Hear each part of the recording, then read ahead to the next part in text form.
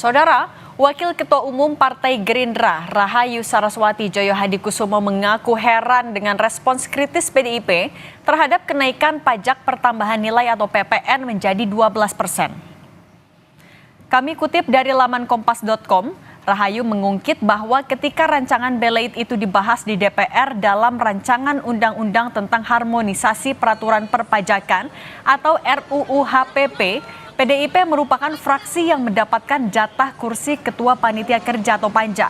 Melalui kadernya, Dolvi Otniel Fredrik Palit, itulah kenapa saya heran saat ada kader PDIP berbicara di rapat paripurna, tiba-tiba menyampaikan pendapatnya tentang PPN 12%, kata Rahayu dalam pesan singkatnya kepada kompas.com.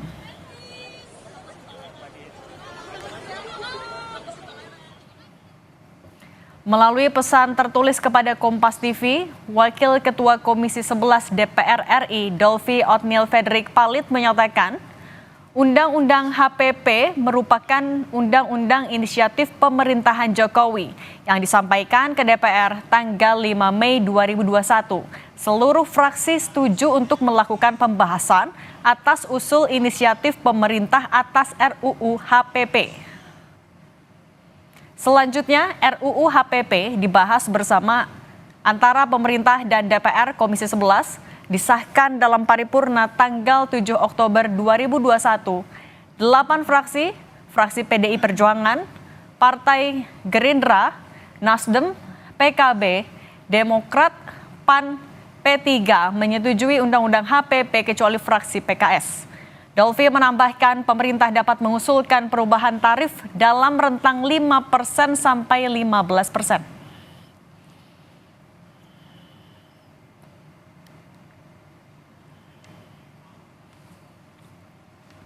Kritik soal PPN 12% yang akan diberlakukan sejatinya sudah dilayangkan PDIP pada 5 Desember lalu. Anggota DPR RI fraksi PDIP, Rieke Diah Pitaloka melayangkan interupsi dalam rapat paripurna yang berlangsung pada awal Desember lalu. Dalam interupsinya, Rieke meminta pimpinan dan anggota DPR RI untuk mendorong Presiden Prabowo Subianto membatalkan rencana kenaikan pajak pertambahan nilai menjadi 12% pada Januari 2025. Rieke menekankan, dalam UU HPP dijelaskan bahwa PPN bisa diubah menjadi paling tinggi 15% atau paling rendah 5%.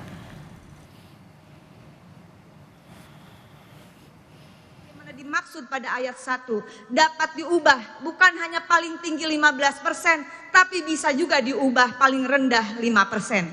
Dengan ini, dengan seluruh kerendahan hati, saya merekomendasikan di rapat paripurna ini mendukung Presiden Prabowo. Pertama, menunda atau bahkan membatalkan rencana kenaikan PPN 12% sesuai dengan amanat pasal 7 ayat 3 dan ayat 2 Undang-Undang Nomor 7 Tahun 2021. Kedua, setelah kenaikan PPN menjadi 12% resmi akan diberlakukan pemerintah pada Januari 2025. Kini Partai Gerindra dan PDIP saling tuding terkait keluarnya kebijakan. Gerindra mengatakan kenaikan ini merupakan usulan PDIP yang diputuskan pada 2021. Di sisi lain, PDIP mengklaim pemerintah dimungkinkan untuk menetapkan tarif PPN bahkan lebih rendah dari 11% atau dalam rentang 5 hingga 15%. Untuk mengulas soal ini kita sudah bersama dengan anggota DPR Komisi 11 fraksi Partai Gerindra, Wihadi Wianto. Kemudian juga ada Direktur Eksekutif Tras Politika Agung Baskoro. Kami juga sudah berupaya menghubungi PDI Perjuangan namun belum ada yang bisa bergabung. Saya sapa dulu Pak Wihadi. Mas Agung, apa kabar? Selamat petang. Baik, Mbak Siti, Pak Wihadi. Gimana kabar? Saya mau ke Pak Wihadi dulu. Pak Wihadi, sebenarnya apa yang terjadi sampai akhirnya saat ini Partai Gerindra menyinggung kalau PPN 12% ini adalah usulnya PDIP? Jadi begini, Undang-Undang HPP ini kan tahun 2021. Tahun 2021 itu adalah pemerintahan daripada Presiden Jokowi. Tetapi Presiden Jokowi ini kan diusung oleh PDI Perjuangan. Jadi inisiasi HPP itu adalah memang inisiasi daripada partai penguasa, partai yang mendukung Presiden, PDI Perjuangan. Nah kemudian kalau sekarang ada kenaikan-kenaikan PPN yang ada di dalam undang-undang tersebut yang dimulai daripada tahun 2022 dengan kenaikan 1% dari 10 menjadi 11. Itu tidak ada masalah karena masih presidennya Jokowi dan partai penguasanya, partai pendukungnya juga masih PDI Perjuangan. Namun pada saat sekarang ini, tahun 2025, ini kan presidennya sudah berganti. Pak Prabowo dalam hal ini sudah akan menjalankan undang-undang ini sesuai dengan amanat undang-undang. Maka undang-undang ini harus dijalankan. Kalau tidak dijalankan, maka presiden bisa dianggap melanggar undang-undang. Dan itu bisa juga menjadi pelanggaran presiden, tidak menjalankan undang-undang. Bisa juga ini menjadi bola liar yang mungkin dikatakan bahwa presiden melanggar undang-undang. Nah, kalau sekarang presiden sudah memberikan suatu solusi dengan kami kemarin berkonsultasi dengan presiden, di mana undang-undang PPN, kenaikan PPN ini hanya untuk PPNBM, untuk barang-barang mewah, ya kan? Nah, ini adalah untuk barang-barang mewah. Namun dalam hal ini konstelasi berjalan seakan-akan bahwa PPN 12% ini bisa diturunkan 5 sampai 15 bisa naikkan pada saat Rike dalam paripurna, ya, dari sesama daripada anggota DPR pada saat paripurna mengatakan seperti itu. Kader dari PDI Perjuangan Rike mengatakan bahwa pemerintah bisa menurunkan 5 sampai 15 dan diinginkan menurunkan dan membatalkan. Tapi itu kan pembohongan publik yang dilakukan. Pada saat paripurna itu ayat pasal 7 ayat 3 itu dibaca, ayat 4-nya nggak dibaca. Nah, ayat 4-nya itu adalah bahwa rentang 5 dan 15 itu bisa dipakai, itu adalah kesepakatan pemerintah dan DPR, dan pemerintah membuat suatu PP untuk penyusunan RAPBN. Saya garis bawahi, RAPBN. Nah, kenapa RAPBN? Karena asumsi APBN terhadap penerimaan pajak itu adalah ditentukan. Nah, permasalahannya sekarang ini, tahun 2025, pemerintahan Pak Prabowo itu sudah mendapatkan APBN yang sudah diketok pada zaman Pak Jokowi. Bagaimana kita bisa mengulang lagi RAPBN pada saat dengan 2025 yang sudah berjalan. Nah, ini kan mekanisme RAPBN pemerintah. Jadi artinya ini, kenapa pada saat paripurna mengatakan ayat 3, pasal 7 ayat 3 dibaca, ayat 4-nya nggak dibaca. Itu yang dipertanyakan oleh dari Partai Gerindra ya. Makanya kemudian itu dipertanyakan juga. Pak Wihadi tahan dulu, saya mau ke Mas Agung. Ya. Mas Agung, kalau menurut Anda, kalau dari kacamata komunikasi politik, sebenarnya kenapa Gerindra akhirnya melempar isu ini bahwa PPN 12% diusulkan oleh PDIP? Ya, supaya bareng-bareng ini lukanya, ya Pak Wihadi. Jangan sampai publik tahunya Gerindra aja, Mbak Cindy. Karena kan secara historik tadi Pak Wihadi menjelaskan bahwa ini inisiasi dari pemerintahan Pak Presiden Jokowi, ya. Artinya disepakati oleh semua fraksi, semua partai, kecuali waktu itu PKS kalau saya nggak salah. Sehingga ketika ada arahan sekarang yang bersuara lantang PDIP, ini kan justru agak aneh ya, agak ya di luar nalar lah gitu. Jangan sampai ada yang cuci tangan kemudian merasa paling berkontribusi, paling berjasa ketika memang situasinya sudah semacam ini. Kita tahu bahwa penolakan publik sangat deras, sangat kencang, dan kemudian ketika PDIP bersuara semacam ini kan di internal elit ini sebagai sebuah ya kurang bertanggung jawab lah gitu, seperti itu. Jadi itu yang pertama. Yang kedua, memang secara publik ini langkah populis yang diambil PDIP sekaligus menegaskan bahwa PDIP mengambil jalan keoposisian, Mbak Cindy, ya. Artinya publik ditemani oleh PDIP, dan itu saya kira bagus juga buat demokrasi kita supaya check and balances itu bisa terjaga. Tapi yang jelas saya kira ini situasi yang menarik karena ya di antar elit ada semacam persinggungan, bersih tegang ya, walaupun saya kira nanti ujungnya mesti ada win-win solution yang bisa dicapai supaya hal-hal semacam ini bisa dikaji ulang lagi, karena dampaknya sudah mulai terasa dan bola liar semacam ini agak beresiko bagi pemerintahan Pak Prabowo yang ingin ya mensukseskan beberapa program-program mercusuar, dan itu butuh dukungan publik secara masif. Oke, Mas Agung, tapi artinya mau bagi-bagi dampak ini kan juga ke partai lain, tapi meskipun kan kita juga tahu pemerintah saat ini dipegang oleh Pak Prabowo yang juga adalah Partai Gerindra. Ya, tapi story-nya dan historinya itu nggak boleh kita lewatkan, Mbak Cindy, ya. Karena memang inisiasi itu kan bersama dengan pemerintah dan DPR. DPRD ini yang menolak itu hanya PKS tahu saya. Nah, harusnya yang bersuara lantang ini PKS sebenarnya. Artinya ada konsistensi di situ.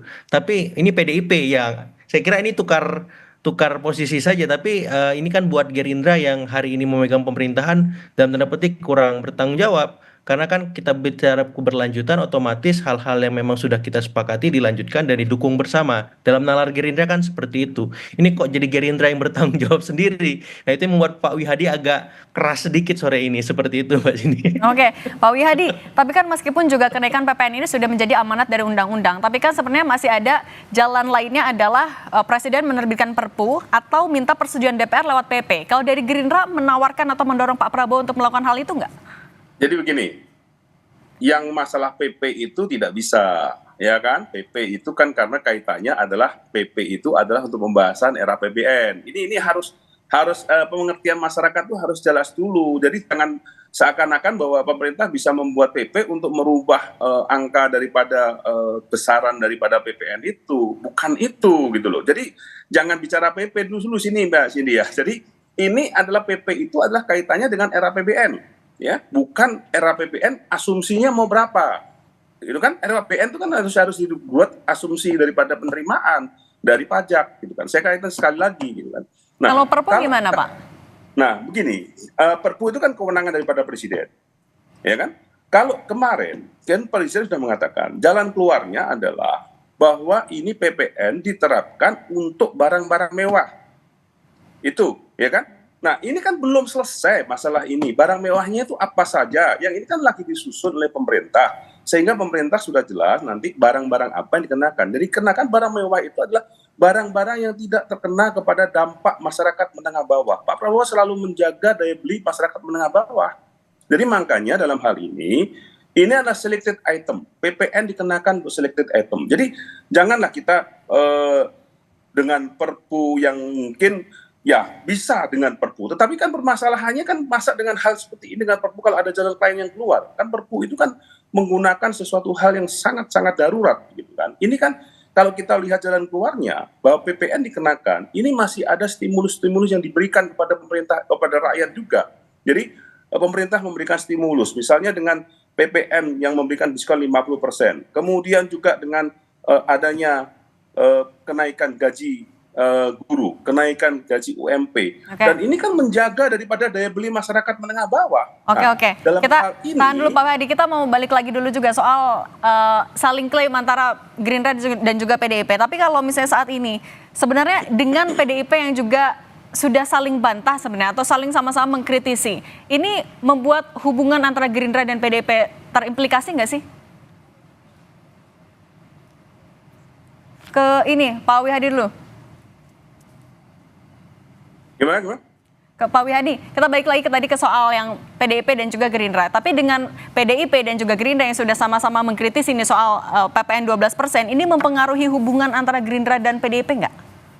Saya kira begini, ini kan dinamika dalam komunikasi. Dan saya kira kami juga menerima dengan sangat terbuka masukan-masukan dari pihak PDI Perjuangan, apa yang solusinya ke depan mengenai masalah untuk rakyat ini dengan adanya kenaikan 12% ini. Kan kita ini yang dikatakan oleh Mas Agung tadi, dulu kan kita sama-sama membuat undang-undang ini, walaupun inisiasinya inisiasi PDIP. Kita kan hanya sebagai, waktu saat itu sebagai partai yang memang ya kita ikut tanda tangan, karena memang waktu saat itu kan partai pemerintahan Presiden Jokowi, dan tapi kan partai pendukungnya kan PDI Perjuangan. Nah, ini kan satu hal yang sama-sama bahwa kenaikan 1 Januari 2025 itu adalah bagaimana kenaikan itu adalah memang presiden baru. Dan situasinya adalah presiden baru, dimanapun juga sudah dihitung. Kenapa 2025 itu kan presiden baru. Siapapun presidennya pasti akan kena juga permasalahan 1 Januari ini gitu kan. Oke, Pak Wihadi. Jalan keluar itu kita sama-sama untuk bagaimana memberikan jalan keluar, bukan dengan memojokkan di masyarakat seperti ini. Oke, jangan memojokkan. Oke, saya tahan dulu. Nah, kalau Mas Agung, kalau Anda melihatnya sebenarnya apa implikasinya terhadap hubungan antara Gerindra dan juga PDIP? Apakah ini menegaskan posisi bahwa PDIP akan berada di oposisi? Ya, pasti ya Mbak ya, sikap PDIP semacam ini kan tidak populis di antara elit ya, tuh khususnya di Kim Plus, sehingga ini menegaskan, mengafirmasi bahwa PDIP akan mengambil jalan oposisi atau berseberangan dengan pemerintah. Yang kedua, ini juga memberikan informasi kepada publik supaya lebih objektif melihat sikap-sikap PDIP, karena memang secara histori kan ternyata PDIP juga turut ya mendorong undang-undang ini seperti itu. Jadi oh ternyata kalau PDIP sekarang seperti ini berarti memang udah ada perubahan sikap, tapi inkonsistensi juga seperti itu. Harusnya komposisian yang dimaksud itu kan lebih substantif ya. Ya kalau memang ini tidak populis ya sama-sama didorong supaya bisa populis. Solusinya apa? Tadi sempat Mbak Cindy singgung soal Perpu. Nah, saya kira hal semacam ini penting juga dipikirkan ataupun di apa ya diberi arahan supaya apa supaya ini efek PPN 12% ini sebelum disahkan saja sudah kemana-mana ini rantainya. Bahkan berapa kali viral di dunia sosial media, Twitter gitu, saya baca Pak Wihadi itu roti O sekarang naik 1.000 Pak Wihadi. Ya, jadi dari 11.000 jadi 12.000. Padahal PPN-nya belum jalan nih, udah kemana-mana efeknya. Jadi saya kira mungkin bisa dikaji ulang, bisa dipertimbangkan lagi. Kalau memang supaya tidak melanggar aturan, mungkin bisa ajukan perpu seperti itu nanti bagaimana untuk mengkompensasi kebijakan yang sudah disahkan ini supaya bisa mendapat ya masukan-masukan pendapatan dari bidang-bidang yang lain gitu. Karena kalau tadi Pak Wihadi bilang kelas menengah ke bawah yang dipikirkan Pak Prabowo sangat penting, sebenarnya kelas menengah ini juga perlu dipikirkan Pak Wihadi karena yang paling terdampak teman-teman kita yang kelas menengah yang dari waktu ke waktu terus ya tergerus pendapatannya karena beberapa kebijakan Pak Jokowi di masa sebelumnya seperti itu. Jadi ketika Pak Prabowo memikirkan kelas menengah yang selama ini menjadi buffer ya ceruk suara Pak Prabowo juga di masa Pilpres kemarin, saya kira ini bisa membuat arahan strategis populis positif bagi Pak Prabowo bahwa beliau juga berpihak untuk kelas menengah karena kelas menengah ini di masa sebelumnya jarang dipikirkan, jarang Oke. diakomodasi aspirasi dan kebutuhannya seperti itu. Oke, nah Ikon tadi kalau dari hubungan antara Gerindra dan juga PDIP, tapi Mas Agung kalau misalnya dengan adanya saling klaim nih antara Gerindra dan juga dari PDIP, ini akan mempengaruhi persepsi publik juga nggak terkait dengan kebijakan ini? Ya saya kira dengan suara keras dari Gerindra ini publik lebih objektif ya Mbak ya bahwa PDIP juga terlibat di sini dan itu tidak boleh dilupakan story dan histori tadi karena ini penting supaya publik tahu bahwa sebuah kebijakan itu tidak serta-merta muncul tanpa ada sebab, tanpa ada kisahnya seperti itu. Dan ketika teman-teman Gerindra menyuarakan itu saya kira titik nol, titik normalisasi itu akan tercipta karena ya publik akan melihat ya semua partai sebenarnya punya posisi yang sama dalam konteks ini kecuali PKS ya yang dari awal memang menolak, yang dari awal juga tidak setuju dengan ini dan kemudian hari ini malah diam. Saya juga bingung nih PKS kenapa anteng. Mungkin ya karena sudah masuk. Jadi dia paham bagaimana etikanya berkoalisi bersama teman-teman di Kim Plus seperti itu. Tapi yang jelas ini perlu dikomunikasikan ya supaya harmoni antar elit kita PDIP dengan pemerintah bisa tercapai. Tapi yang jelas yang paling penting sebenarnya bagaimana nasib publik ini supaya bisa terakomodir ya yang kelas menengah ke bawah, kelas menengah ke atas, kelas menengahnya seperti itu sehingga efek-efek kebijakan yang eksesnya lebih besar dari manfaatnya walaupun sudah ada stimulus-stimulus tadi tapi karena keseharian kelas menengah ataupun kelas menengah ke bawah itu berinteraksi dengan kebutuhan yang beragam rupa saya kira ini perlu dikaji ulang lagi perlu diperhatikan dengan seksama karena ini bisa menjadi bumerang politik di bulan-bulan berikutnya bagi pemerintahan Pak Prabowo seperti itu. Oke, bisa jadi bumerang politik, tapi dengan ini justru masyarakat bisa jadi lebih subjektif. Nah, tapi Mas Agung, dengan PDIP kan sekarang mengkritisi, tapi kalau kita balik lagi ternyata juga kan PDIP menjadi salah satu yang saat itu setuju. Nah, dengan kondisi seperti ini, apakah menurut Anda ada kemungkinan PDIP pada akhirnya akan berkompromi juga mencari jalan tengah soal PPN 12% ini? Iya, kalau PDIP ingin menjalankan keoposisiannya memang harus mencari solusi bersama pemerintah, duduk bersama, Mbak. Karena kan PDIP harus bertanggung jawab juga. Ini semua memang bagian dari inisiatif pemerintah Presiden Jokowi bersama partai-partai pemerintah waktu itu di kekuasaan yang mengusung undang-undang HPP ini, ya bagian dari turunan Omnibus Law seperti itu. Jadi saya kira PDIP harus wajib bersama Pak Wihadi duduk bareng-bareng, jangan sampai bersetegang terus gitu kan ini juga nggak positif dilihat oleh publik. Jadi solusinya apa? Misalkan Perpu. Nah, ketika Perpu diturunkan, ini buat mengantisipasi eksesnya bagi pemerintah untuk pendapatan negara tidak berkurang, tetap tidak defisit itu gimana juga dipikirkan bareng-bareng. Nanti setelah HPP ini selesai, PDIP mau mengkritisi lagi nggak apa-apa. istilahnya fair ya Pak Wihadi ya, sama-sama susah bareng-bareng, senang bareng-bareng, jangan Nah, mau dapat insentif sendiri. oke, dan mencari solusi itu. Nah, Pak Wihadi, mencari solusi bareng-bareng dengan PDIP. Apa yang akan dilakukan dalam waktu dekat dari DPR ataupun juga mungkin dari lobby-lobby tingkat elit? Ya, jadi begini, saya melihatnya apa yang disampaikan oleh PDI Perjuangan itu dengan membaca pasal 7 ayat 3 tidak membaca ayat 4 itu sebenarnya bukan sesuatu hal yang menjadikan solusi, tetapi itu justru menjebak kita semuanya bahwa ini akan ada pelanggaran hukum dan ini akan bisa juga menjadi bahan bagaimana presiden bisa diberikan suatu impeachment atau apa. Ini kan permasalahan yang sangat sensitif dalam hal ini gitu kan. Jadi saya melihat di sini bahwa PDI Perjuangan ini sebenarnya kan kalau kita melihat apa yang sudah disampaikan itu adalah barang-barang mewah, sebenarnya sudah tahu bahwa dengan dukungan barang mewah itu apa saja, berikanlah barang mewah itu apa saja. Jadi tadi Mas Agung mengatakan golongan menengah, kita memang melindungi golongan menengah. Jadi yang maksud kami itu adalah golongan atas yang dengan PPNBM barang mewah itu. Dengan barang mewah itu kenaikan bukan 12%, kenaikan hanya 1% kita lihat. Bahwa dengan adanya misalnya kita bicara mengenai masalah konsumsi miras misalnya. Konsumsi miras ini kan sekarang ini hanya kena cukai, tidak kena PPN. Kan kita harus kenakan PPN-nya juga. Nah ini kan sesuatu hal yang sama-sama kita tahu itemnya apa yang kita mesti harus butuhkan untuk yang memang perlu kita naikkan. Ini menjadi ada pertambahan PPN-nya. Tetapi bukan dengan cara seperti mengkat permasalahan ini bahwa ini bisa diturunkan dengan pasal 7 ini tidak bisa seperti itu juga gitu kan. Ini kan mesti harus kita melihatnya undang-undang ini tetap berjalan, tetapi semuanya juga masih bisa kita katakan bahwa ini adalah untuk konsumsi yang memang orang-orang atas. Saya tidak mengatakan menengah lagi nih, Mas Agung, karena juga diprotes menengah, katanya sebagai Bapak kita tidak menengah. Ini kalangan atas gitu kan. Pak Wihadi, tapi kan juga sebenarnya banyak barang-barang lain yang digunakan oleh kelas menengah. Nah oke, tapi Pak Wihadi sebenarnya untuk mencari solusinya dalam waktu dekat, apa yang sedang diupayakan juga oleh DPR ataupun juga oleh Partai Gerindra, mengingat penolakan masih besar sekali di masyarakat? Ya kita akan mencoba untuk mensimulasikan semuanya ini dan kita juga masukan-masukan dari koalisi-koalisi kami dan juga bagaimana kita ke depannya. Tetapi kami sudah mendapat arahan pada saat pertemuan DPR dengan Presiden pada saat itu bahwa selected item yang akan kita naikkan untuk PPN-nya. Selected item dalam hal ini adalah tidak menyentuh kalangan menengah bawah, menengah khususnya, dan hanya kalangan atas yang kita lihat bahwa ini adalah barang-barang yang memang barang-barang yang dikonsumsi kalangan atas. Jadi ini salah satu hal yang misalnya saya di sini misalnya bisa lihat bahwa bagaimana yang namanya barang-barang branded, import branded, yang itu kan saya kira juga sudah menjadi konsumsi yang kalangan atas, dan itu juga kemudian apa yang menjadi miras, ya kan? Ini kan sesuatu hal yang memang kita layak untuk ini ada penambahan 1% untuk pajaknya gitu kan. Jadi Pak Wihadi, kalau gitu saya mau menegaskan ini saja, fix per Januari 2025 PPN tetap naik jadi 12% ya?